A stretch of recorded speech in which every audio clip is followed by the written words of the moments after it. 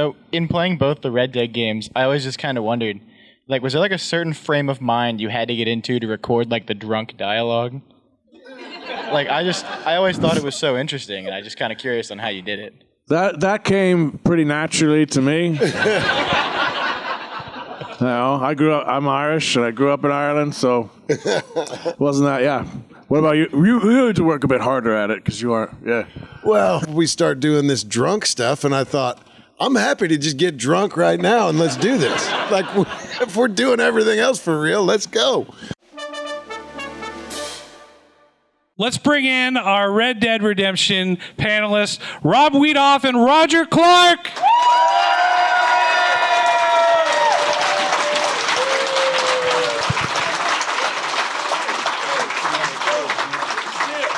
Thank you so again. Hello, everyone. Thank you.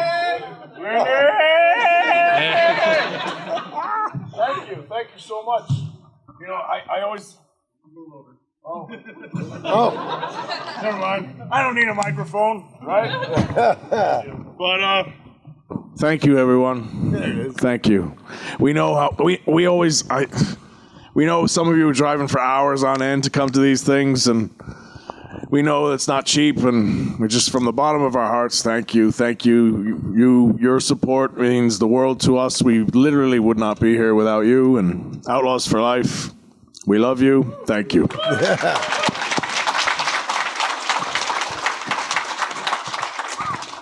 All right, so of course, as the way we do it here, the panel is yours. You guys can talk about whatever you want, or we can take questions as long as you want as well. So I will cede it to you guys.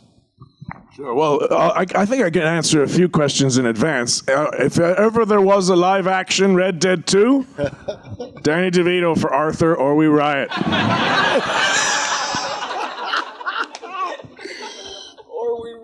Yeah. Who would be a good John Marston, Rob? Who do you reckon?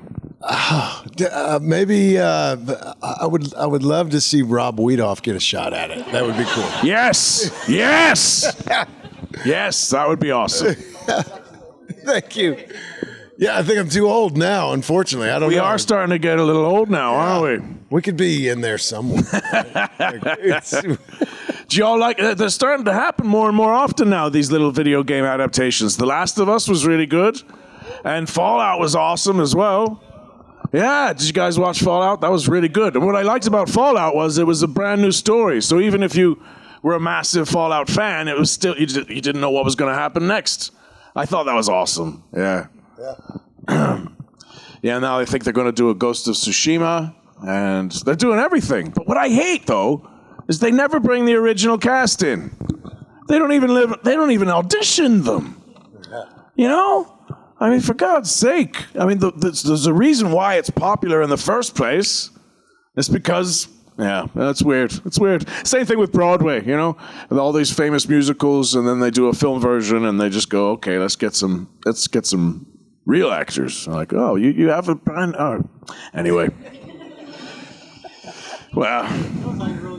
Oh, yeah. I'm just complaining. I'm blessed. We're all blessed. So, yeah, usually we have a moderator, but... Well, you know, I mean, they don't come here to hear me talk. I mean, they want to hear you guys talk. I'll ask one question, though. Yeah. Because I've noticed, you know...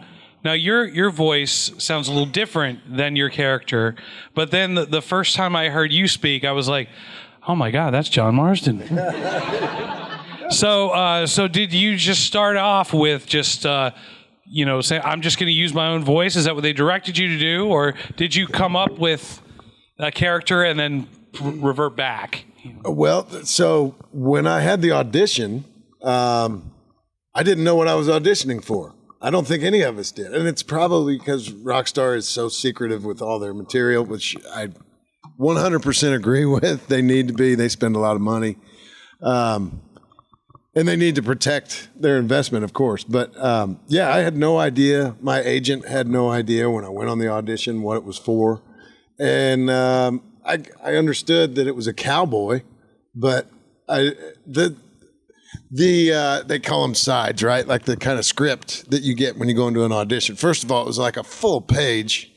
And I thought, daggone.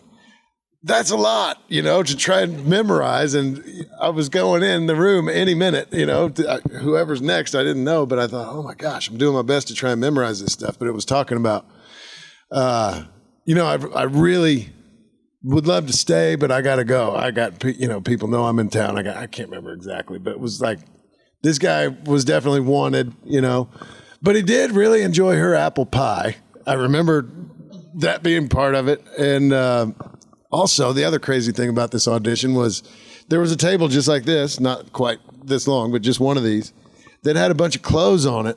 And they asked me to fold the clothes as I was saying the lines. And I thought, already, there's just way too much dialogue for anybody to memorize in this amount of time. And then also you want me folding somebody else's clothes and pretending like this is all just something I do every day, So, but I think it was Rockstar wants to know if you're capable of memorizing things on the fly, because sometimes you have to do that. Sometimes we'd get them like minutes before the scene, right? Yeah. Before we're actually supposed to do it, yeah. Yeah. And they also, wanted to see if you were able to speak and chew gum at the same time. You know what I mean? Like be able to because when you'd go into these scenes, they would ask you to interact with certain things that didn't exist sometimes, because the performance capture stage is very different than a movie set. And they would give you different props. Sometimes they were weighted accurately. Sometimes they weren't. I remember one of the things, you asked me, by the way, if I chose to use this voice or not. And I don't know why I'm talking about other things besides that. Got a little carried away. We're here for it. I auditioned with this voice and they liked it, I guess. So that's what I used. I've actually been at a few cons and people go, well, Rob uses his real voice. What's your problem? I'm like, what are you talking about? I'm an actor, for God's sake. But yeah, when I first met Rob, I was already a huge John Marston fan. So it was quite, oh my gosh, it's John Marston. Oh my gosh. And then the first time I met Rob was the first time in the game where Arthur meets John when he rescues him from the wolves. And I had to pick him up. Rob isn't an obese man, but he's not very small either. He's over 200. I got this fella on my shoulder. Oh my gosh. So yeah, it was a lot of fun. It was a joy to work on it, and performance capture is really cool. It's an awesome way to work. And most video games are done with performance capture now. And, we get called voice actors all the time. But it's so funny because mostly it isn't voice acting anymore. It's not voice acting. It's totally different. There's still a lot of games done in the booth, but most of it's like Planet of the Apes or Avatar. Exact same thing. And for whatever reason, they make the characters less attractive. But I guess if they made John as good looking as you, it would distract the player, wouldn't it? You wouldn't want to finish the story. You'd just look at, oh my God, look at that beautiful man. Yeah. Any other questions? All right, well, let's go out here. We got one right here.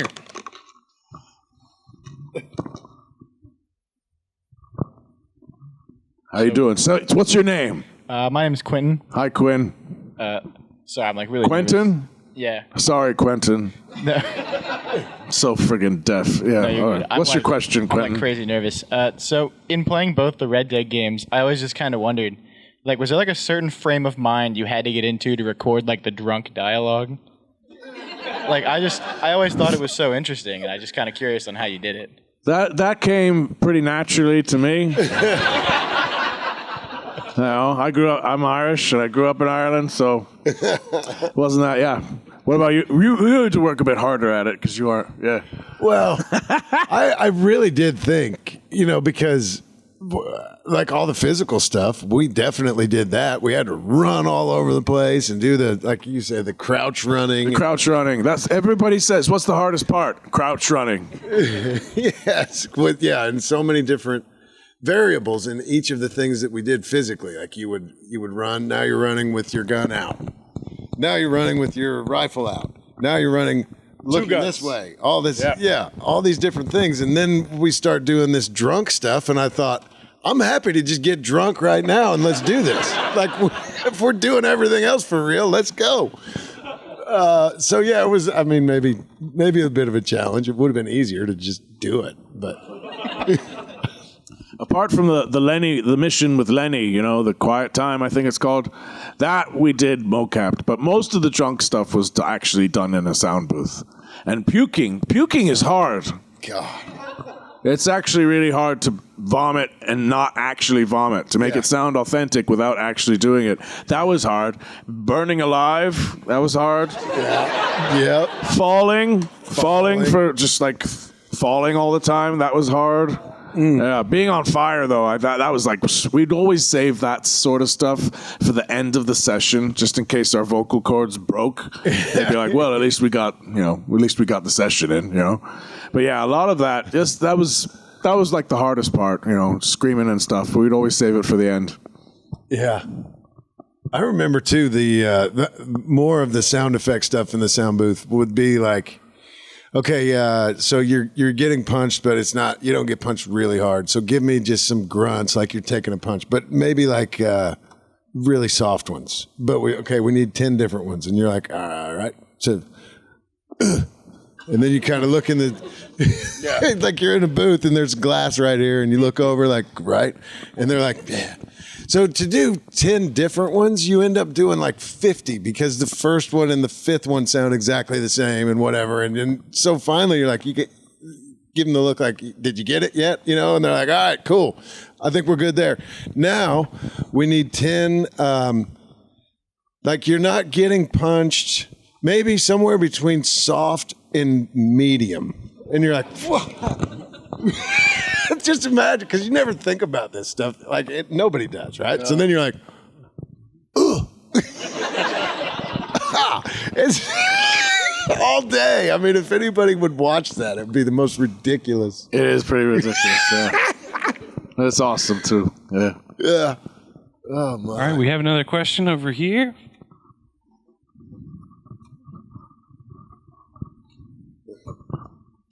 How you doing, guys? Hey. My question is, from when you guys started recording for the game to by the end of it, how long was the script if you included all potential ad-libs or any other flubs that occurred? I don't know. I do know the main storyline. The script for that is as tall as a man. I don't know how many pages that is, but it's about 6 feet tall. Yeah.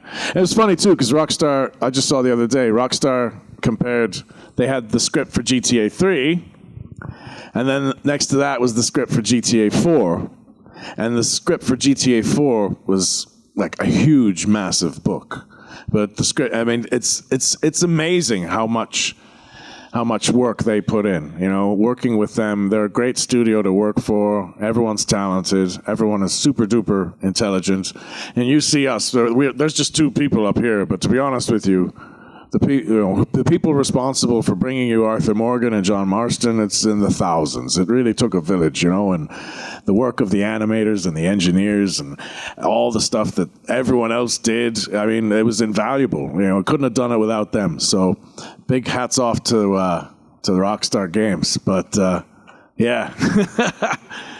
But it was a lot of fun to work on. And yeah, the script for Red Dead 2, not counting side missions and all that, I think is as tall as a man, 6 foot tall. Yeah.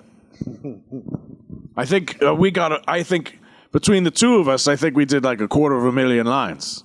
I think there's 250,000 lines there. Yeah. Yeah, I don't know either.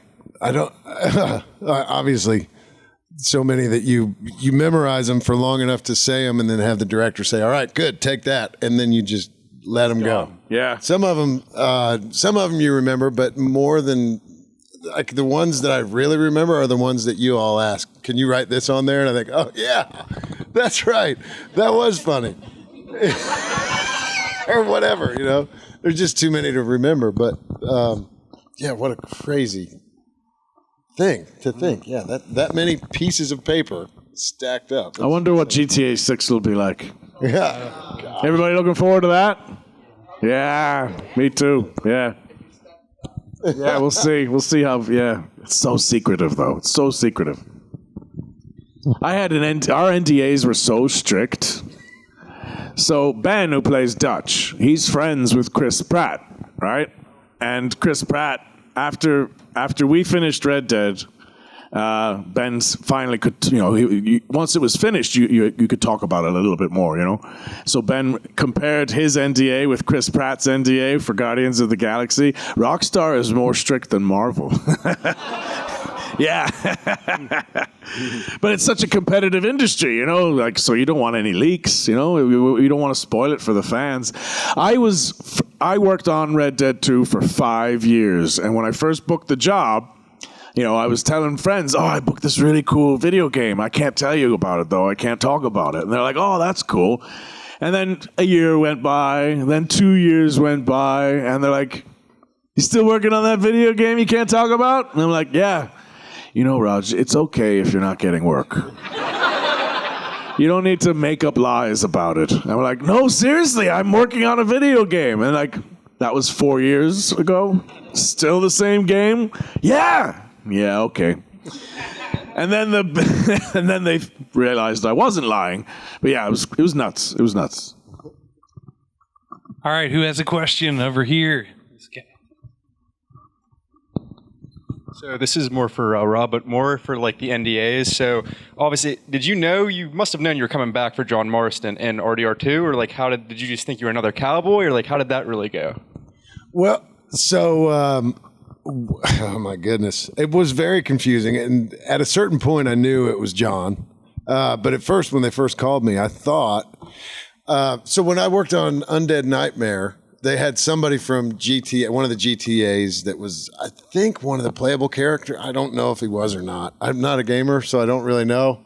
And so it's ridiculous and weird, I guess, but that's the truth. Anyway, this guy came back for a character in Undead Nightmare that was just this wacko, off-the-wall guy, and nothing like his character in whatever GTA he came from. But they did it just as yeah, man, come on, you were cool. We enjoyed working with you, and come back and do this. You can have a few more days and, on stage with us and enjoy it.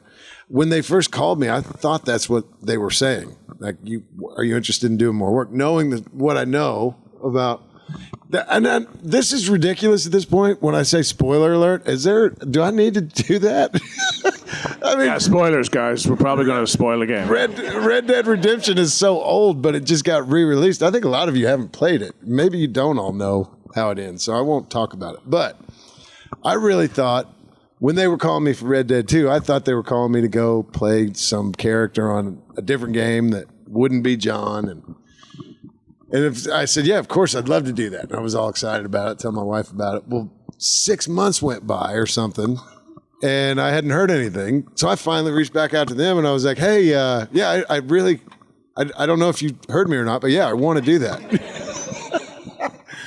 And they said, well, because GTA 5 was as successful. They never anticipated GTA 5 to be as successful as it was. And the amount of everything that they just had to keep up with, I think, I don't know how that works, but when you buy a video game now and you download it, I think they have to maintain that working somehow. It's not like it's just somebody else is doing it. It takes a lot of maintenance. GTA Online is over 10 years old, and it's still one of the biggest played games ever. It's crazy. So they kind of got through the overwhelming in the best possible way release of GTA 5, and then they were like, yeah, right, yeah. So anyway, yeah, you'll be John again. And I thought, I don't understand how any of this works, but whatever, it's a video game. You'll be John, but not playable, and you might work for a year, but probably way less. And I said, yeah, all right, great. Yeah, still, definitely I want to do it. And then I didn't work for 5 years, but a little over 4, where I thought, oh my gosh. Yeah, it was a long time. I thought they were calling me to do some crazy character for 2 days on some other game that didn't, have anything to do with Red Dead. I remember people would come in and they'll, oh, I remember you. We worked on another video game a couple of years ago. Yeah, it's the same game. I'm like, really? I'm like, yeah, not only is it the same game, it's the same scene. We're finishing it now 3 years later. And they're like, oh my gosh, I've had like 2 kids. And I'm like, yeah, I know. But the animators would show us what we did before, and so we would just pick up where we left off. But yeah, it was a massive, massive contract. I thought maybe it would take as long as GTA 5 did. I think they worked 3 years on that. But yeah, 5 years. And I don't really see, I don't know how many more, I think we don't get games that big anymore, you know? It was a real privilege to be a part of it. And a 5-year contract for an actor is, unless it's a TV show, that's pretty unheard of. It doesn't really happen, you know? So it was a real joy. It was a real joy to work on it. All right, who do we have next? Right here? Since you're wearing the cowboy hat. What's your guys' favorite Red Dead myths, like the Strange Man or the Donkey Lady? Well, I'll tell you one thing. Uncle is not Red Harlow. I mean, Red Harlow's a badass. And if that's what Red Harlow became, I think that's pretty depressing. Lumbago is it must be a pretty debilitating disease. I don't think Uncle's Red Harlow. What are some of the other ones I've heard? Dutch. Is Dutch a cannibal? Do you think Dutch is a cannibal? Apparently there's human bones in your game. At the end, when you go to his camp with all the Native Americans, Codename, is that it? Yeah? Apparently there's like human-sized bones, and that they think Dutch eats people. Which would be pretty crazy. You eat people. You eat me.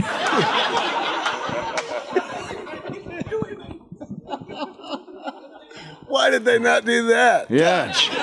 You eat people. What are some of the other myths, Red Dead myths?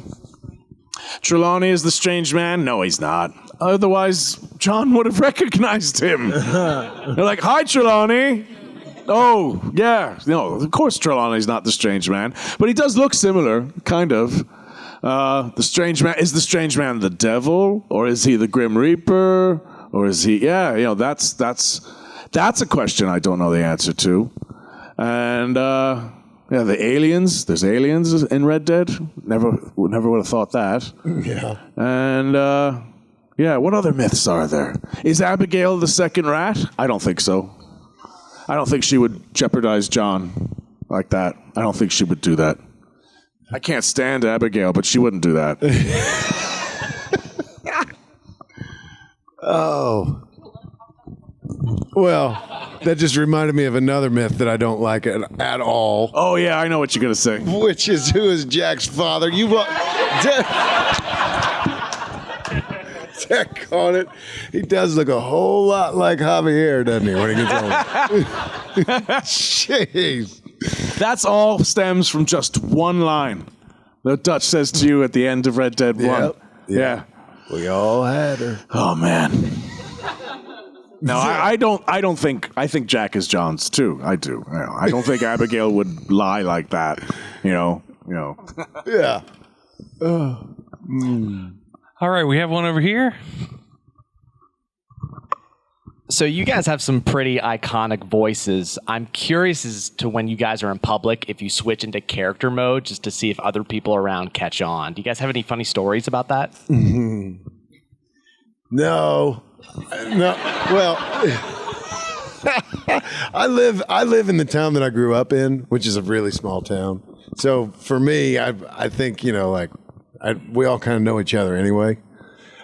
I guess coming to places like this, there have been a couple of people that are volunteering or whatever that are like, oh my goodness, you sound just like him. And that's like the first interaction we have. And I think, oh, right on, my name's Rob. What's your name? That's it.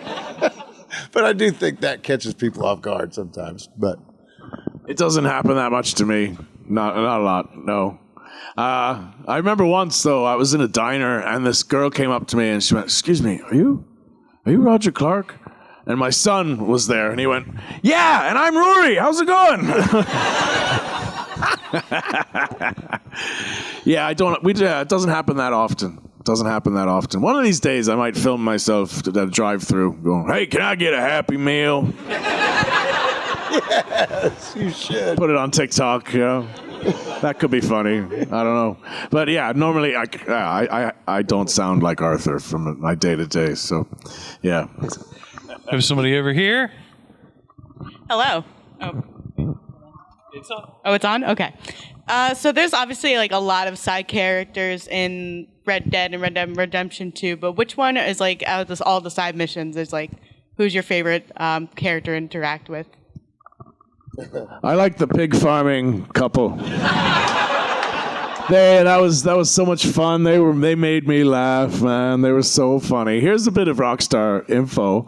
So for all you know, the beginning of GTA 5 when you're doing the bank robbing mission at the very beginning up in Yankton, North Yankton, and you know the guy. There's 4 of them, and one of them gets killed.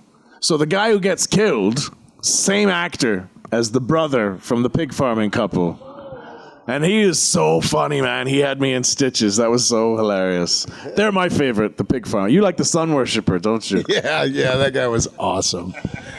He was so funny. It was hard to get through the scene. Gosh, he was awesome. Seth, the gravedigger. If you played Red Dead Redemption, he was hilarious and funny, like written funny, but also the guy was just funny. Like all day long, he was funny. But I think his line. When he and John first meet, he's like down in a grave.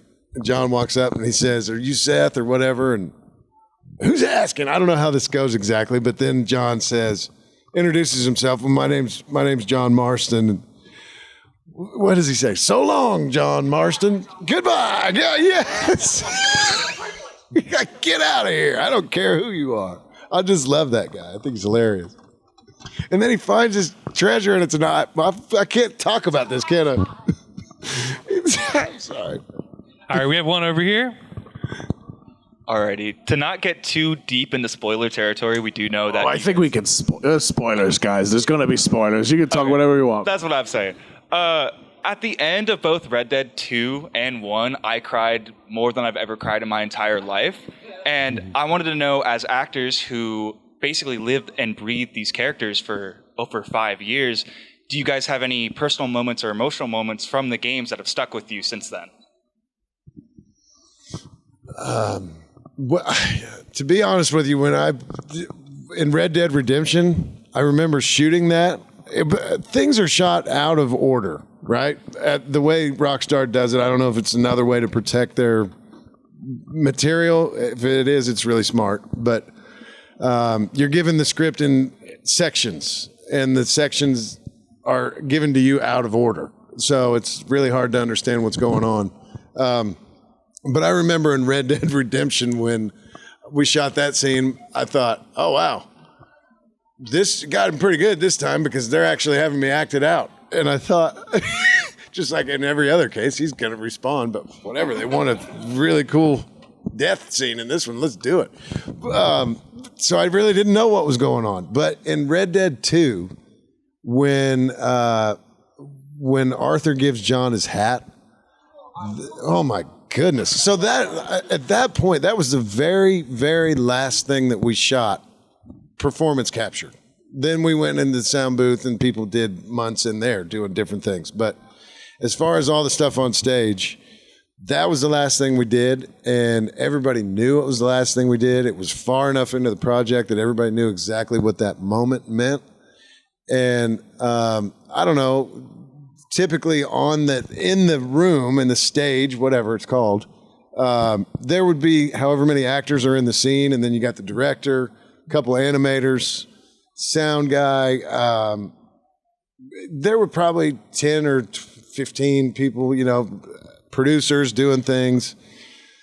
As long as they were quiet, nobody would know they were there because the cameras only pick up the reflective tape on the little markers that go on these suits that you wear. So even though that's how it was on the stage, in the building, there were still, 50, 60 people that were upstairs doing stuff on computers as we were shooting every day. We didn't see them all the time, but we knew they were there, and they worked as hard as anybody. And so for that scene also, they brought all those people down and let them be part of it on the stage too. So when we got that one done and the entire room was full of people who'd been working on this project for. We worked on it. Roger worked on it for 5 years, but the developers to create the entire world, Even longer. and all the stuff. Just for 6-7 years. yeah, for everyone to be able to be part of Because you that. did such a great job on the first one. Oh, well, thank you. But it was a very big moment for everyone for a lot of reasons. I'll never forget that. That was awesome. Yeah, I knew Arthur was going to die early on because we did the mission where he collects from Downs, Thomas Downs, Archie Downs. Archie's the son, right? Thomas, right? So I was a very specific stage direction. It says Thomas Downs coughs in Arthur's face, and I was like, oh, what's that all about? And our director said, yeah, you contract TB, and I went, oh, okay. So then I'll go on to Google and I'm looking. When did they find a cure for TB? And it wasn't 1899. So I was like, oh, okay.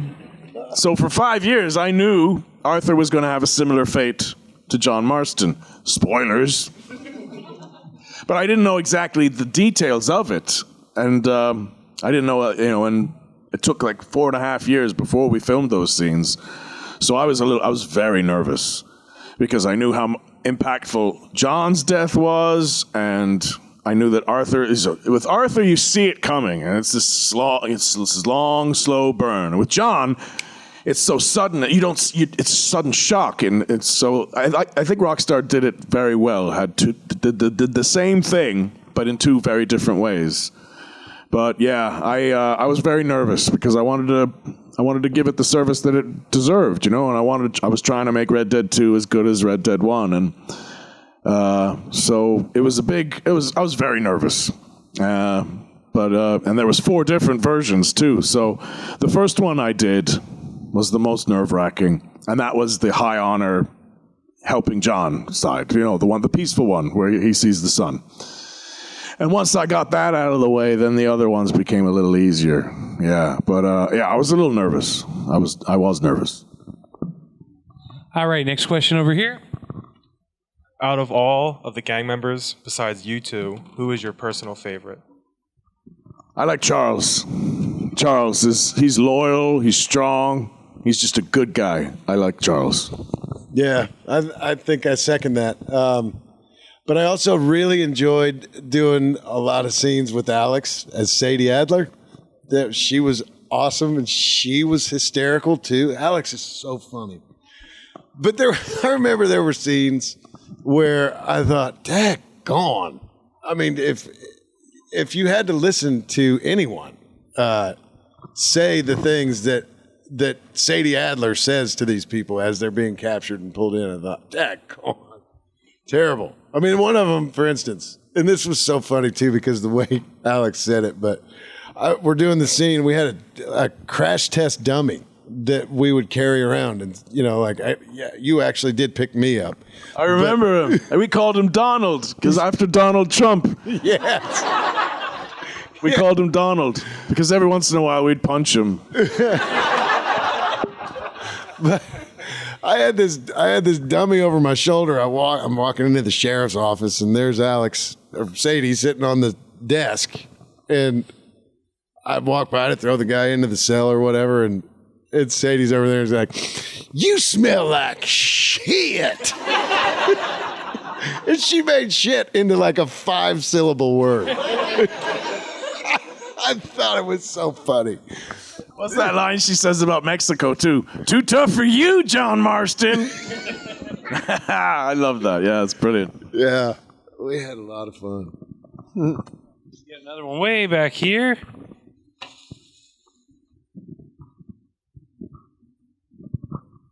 So, in Red Dead 2, just mild spoiler, halfway through, we see Lenny get pretty much gunned down immediately, and there's hardly any funeral because everybody's running. To me, personally, that kind of just was like, really? We're doing that to Lenny, poor guy? Like, was there any sort of other character death that just really, like, angered you when you see it, like sort of an injustice to the character? Any sort of thing like that? Yeah, Lenny got done dirty, didn't he? It's so sad because, he at his last moments, he literally sees his family running away from him. Horrible. Sean, too. It's like out of left field. Oh, my gosh. Didn't expect to see that coming, you know? And it just goes to show crime doesn't pay, I guess. You know, that's like one of the major themes of the game is half the gang can see that the time of the outlaw is coming to an end, you know, and it's a sad thing because half the gang can see the writing on the wall and the other half doesn't. So that's kind of where the division happens, you know. But yeah, Lenny got done dirty. Who was another death that made me sad? Kieran's that's wrong too. Here's a fun fact. So Saint Denis was beheaded. And if you could Google it, you'll see like statues of him, and he's holding his head, just like Kieran was. And he was a martyr, you know. I think he was French, funnily enough. But yeah, Kieran died the exact same way Saint Denis did. You know, the writing was pretty spot on. Yeah, but Kieran, that was sad too. You know, just when they were starting to accept him, you know. All right, we got one over here. What was your least favorite cutscene to shoot? Anytime I had to say Colm, I hated it. Because it's pronounced Colm, you know. It's an Irish name. It's not Colm, it's Colm. And I said that to them. I said, you know, it's pronounced Colm, right? And they're like, they're English, so they didn't care. And I throw them under the bus every chance I get. It's Colm, it's not Colm. It never will be Colm, but, you know, whatever. Gosh, you know what? There weren't a lot of things, honestly, that I didn't enjoy. But and this is more, I don't know, it's not a cutscene. That's a side mission, I guess, where you get tricked into going into that dude's house and then he kind of has his way with you. I didn't have to do that. That was Rob. Yeah. Yeah, because we shared the side missions. He would mocap one, I'd mocap the other. Yeah, I didn't have to do that one. Yeah. I didn't like it. The other actor didn't like it either. It was just like a really awkward thing where it was like, why are we making? Why we don't need this? You did it so well, Rob. And then John or whoever it is, right? But I did it as John, standing up and waking up and being like, ah. And they said, you know, definitely let them know that you're grossed out and what the hell was that? But also you got to get back to it because the person's going to walk off and you can't continue to be like, adjust your wedgie. I thought, yeah, like I need just give me like 5 minutes of being like, what happened? Then I'll feel better about it. Who do you think Gavin was? Yeah, that's a good question. Yeah, poor Nigel. Was there even a Gavin? He's so crazy. He might have just made him up. Yeah, but whoever Gavin was, he didn't like Nigel, did he? I wonder if he knew, like, you know, probably fled to just like San Francisco or something. And imagine, you know, there's some guy looking for you, devoting the whole rest of his life. I remember when I started playing the epilogue. The epilogue was fun for me because that was the first time in the game I didn't know what was going to happen. And I'm playing around in the epilogue, and I see the friggin' guy again. So he's been looking for Gavin for over at least 5 years now. And he's looking slightly more disheveled and stuff. And I thought that was hilarious. Who is Gavin? I don't know. I feel bad for Nigel. And here's the funny thing. Nobody knows it's Nigel unless you kill him. You got to kill him, and then you search his body, you see the note, and then you find out what his name actually is. There's a character, you don't even know his name unless you murder him. That's sad. I think somehow... In a strange turn of events at a different panel, we came to the realization that Gavin is the strange man. That's who he is. Ah. And I'm going to go ahead and run with it. Yeah. Yes. That makes more sense. It's totally plausible. Well, you don't ever see Gavin and the strange man at the same time. Nope. So... I think that's who it is. First, congratulations. Your game is one of the few games that made me cry. So, really good performance from you, Roger. Sorry if anyone's asked you this yet. What'd you name your horse? I named my horse Rob.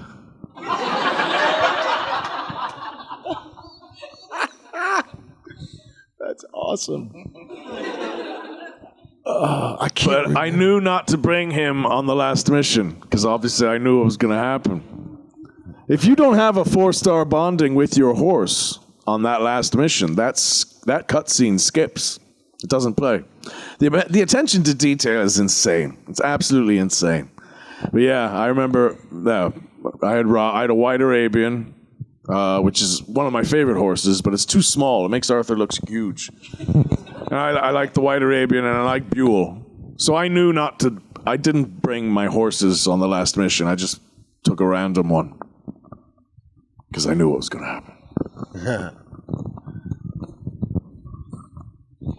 Alrighty, so what's your favorite chapter or your favorite mission in Red Dead 2? I played through the first chapter, and that's all I got through. I'm really bad at it. I really, really am bad at it, and it's frustrating because I know the story, but I can't get through the story because I can't physically do it. So, but my goodness, I don't know what would be the most exciting. I've seen it all. I've seen all the footage now, I think, on YouTube or wherever else you can get it. I like chapter 2 or 3 because that's before everyone dies. Yeah, it would have to be. Yeah, and I doing the missions and playing the missions. My favorite mission was that Braithwaite Manor one. That was really cool. But doing the missions, I remember there's a bit where you can go fishing with Dutch and Hosea, and they're singing in the boat. I remember I had a lot of fun doing that one because we had to learn the songs together and stuff, you know. All right, we have another one back here. This is a question for Rob. Switching from Red Dead 1 to Undead Nightmare, how weird was it going from other people and other outlaws to zombies? Yeah, it was weird, but it was also, a lot of it was just funny. You know what I mean? It was meant to be funny, so I think that made it easier probably. But, yeah, they always said whenever we were working on things in Red Dead Redemption and I would have questions, what about this guy? Is this like a really bad guy? And, you know, I would just try and find a reason to basically to have John be afraid at some point. Like, what is he really never afraid? And they would always remind me, John is, in this world, John is the toughest guy. He's not afraid of anyone, and he's tougher than everyone. And I always thought, I love every bit of that. That is so cool. In Undead Nightmare, it was more kind of like, this is just wild. See what happens, you know?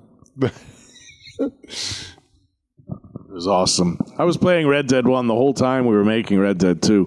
I would go back and forth between Red Dead Redemption and GTA 5. And the funny is, the first time in my life I was able to play video games and say it was for work. My father would be turning over in his grave. So he used to scream at me to get off the damn thing.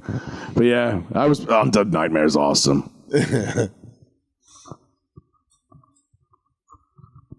So going down like the Dutch is crazy kind of storyline, there's like some theories that like he went crazy because of Hosea's death or because of the trolley accident or just Micah being himself or just that he was always crazy. And I just wonder, like, which one do you think? Do you think that he was always crazy and like these kind of just sped it up?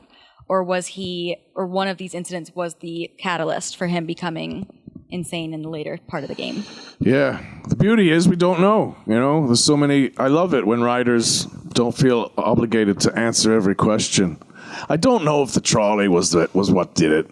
Hosea definitely, that definitely caused something. And Micah filled that gap, much to the gang's detriment, you know?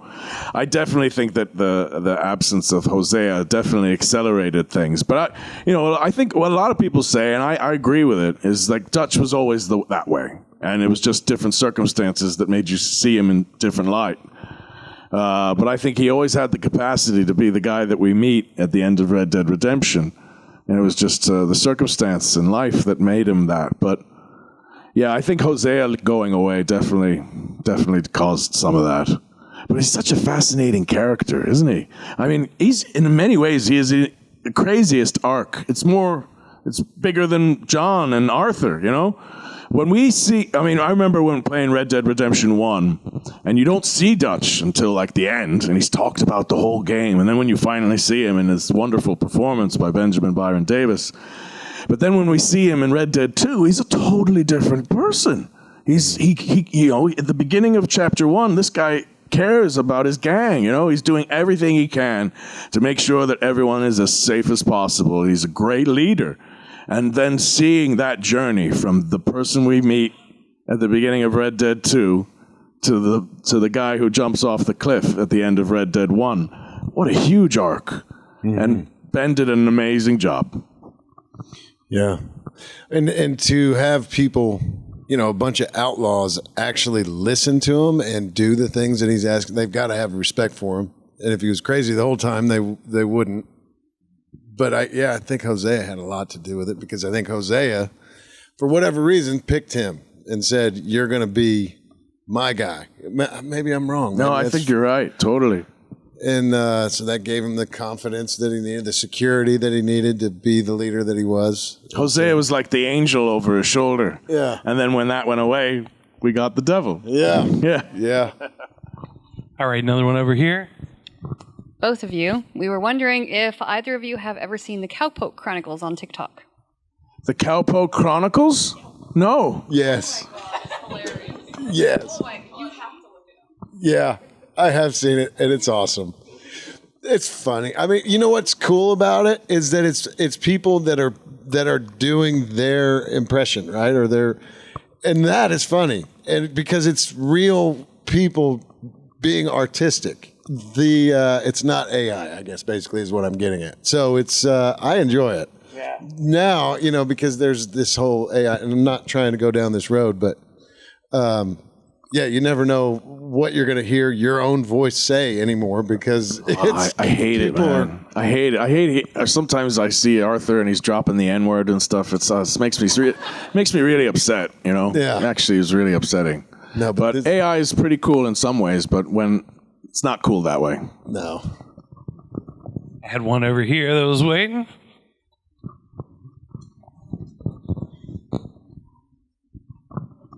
You briefly mentioned like ad-libbing earlier.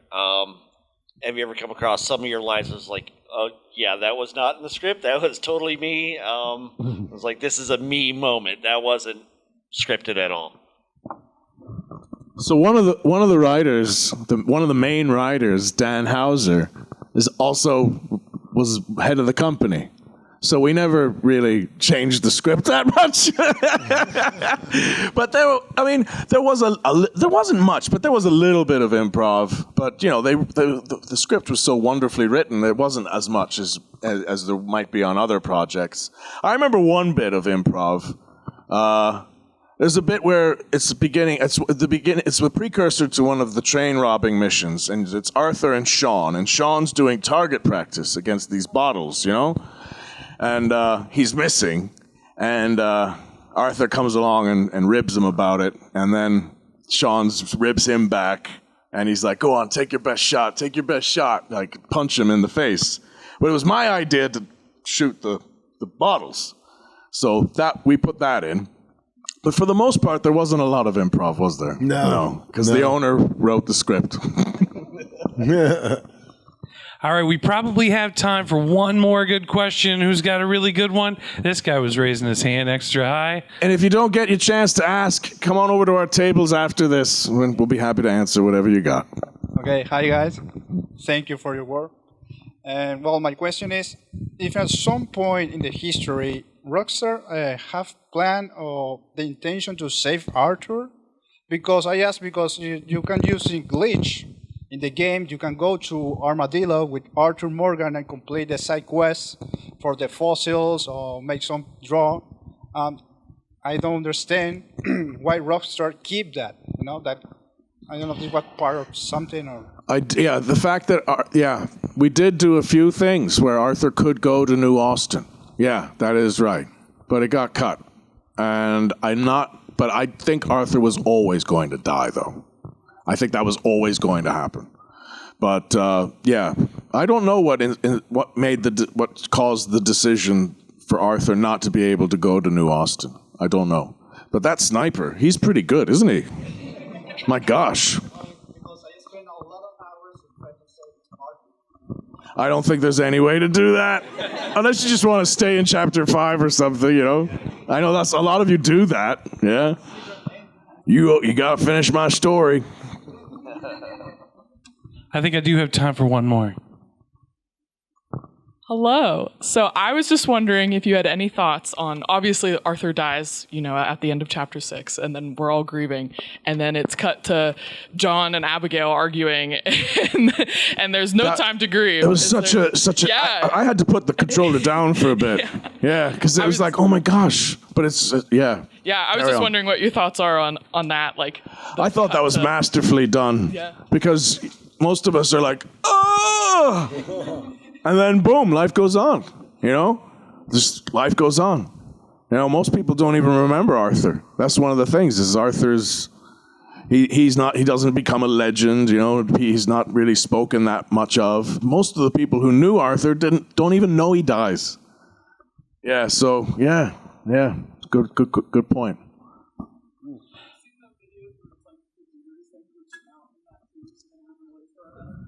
No, I haven't.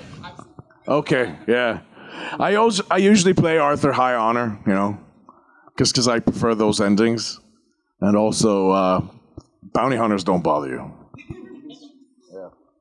Well, it's been incredible to have you guys in our living rooms, and now to have you guys in Altoona, Pennsylvania. Thank you. We'll finish out with what would your characters say about Altoona, Pennsylvania?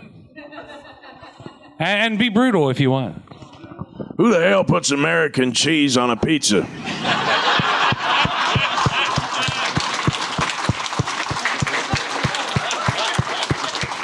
I actually am really curious. I want to try it. I don't know if you're going to beat that one, but No, there's no way. I'd say John would say something about the fact that there's got to be several squirrels out there in those trees. He'd probably be real excited about that. All right, well, we're not going to top that, so let's give him one more big round of applause. Roger Clark, Rob Wiethoff. I go where I want to go, and I watch what I want to watch, which is Fandom Spotlight. You should watch more. Have fun and follow your fandom, bub.